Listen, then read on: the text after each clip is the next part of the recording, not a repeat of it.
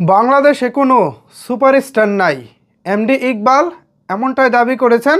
তার চোখে শাকিব খান নয়, হিরো আলম হচ্ছে সুপারস্টার।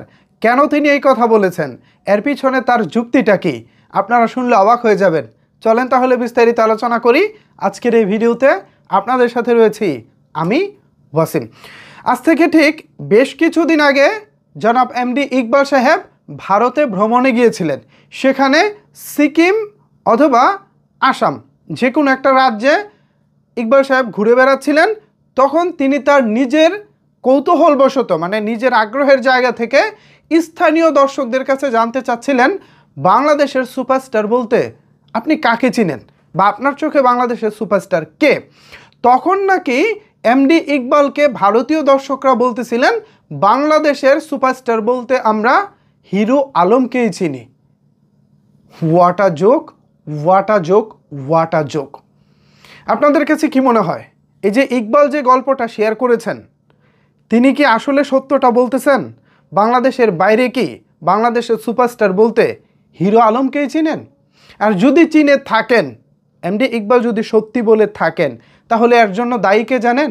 এর জন্য দায়ী আপনার আমার মতো সাধারণ জনগণ। আমরা হিরো আলমকে অনেক বেশি পাত্তা দিয়ে ফেলেছি, হিরো আলমকে নিয়ে অনেক বেশি মাথামাথি করে ফেলেছি। আপনারা বলতে পারেন সেটা কিভাবে?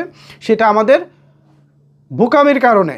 আমরা ইউটিউবে গিয়ে অনেক সময় সার্চ করেছি হিরো আলম, আমরা ফেসবুকে গিয়ে অনেক সময় সার্চ করেছি হিরো আলম, আমরা গুগল ট্রেন্ডিংয়েও সার্চ করে হিরো আলমকে রেখেছি।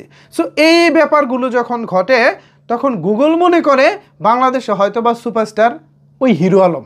বিদেশিরাও যখন বাংলাদেশি কোনো সুপারস্টার লিখে সার্চ করেন, তখন গুগল তার কাছে ওই হিরো আলমকেই নিয়ে যায়। আর এভাবেই হিরো আলম বাইরের দেশের মানুষদের কাছে তিনি হয়ে গেছেন বাংলাদেশের সুপারস্টার।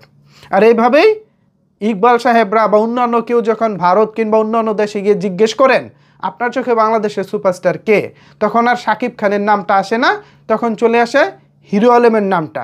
এই হচ্ছে বাস্তবতা। অনেকেই মনে করতে পারেন, ভাই শাকিব খানের বিরোধিতা করতে গিয়ে তিনি হয়তো এই কথা বলেছেন। না, ঘটনাটা সেরকম না।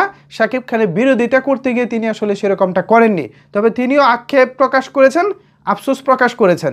হিরো আলমের জায়গায় যদি শাকিব খানের নামটা আসতো, তার পছন্দ না হলেও তার কাছে ব্যাপারটা ভালো লাগতো। তার মোটিভ যতটুকু বুঝেছি, তার বডি ল্যাঙ্গুয়েজে যেটা বোঝা যাচ্ছে সেটা হলো, ওখানে যদি হিরো আলমের নাম না এসেও শাকিব খানের নাম আসতো, তাহলেও তিনি খুশি হতেন। বাট দুঃখজনকভাবে হিরো আলমের নামটাই চলে আসে। আর এর জন্য আমরা দায়ী। আমরা গুগলে কিংবা ফেসবুক, ইউটিউবে হিরো আলমকে যত কম সার্চ করব, ততই আমাদের দেশের জন্য সম্মানজনক। কারণ হিরো আলম তিনি যে কোয়ালিটি বিলং করেন, যে স্ট্যাটাস তিনি নিয়ে চলেন, সেটাতে আসলে কোয়ালিটি কোনো কিছু থাকে না।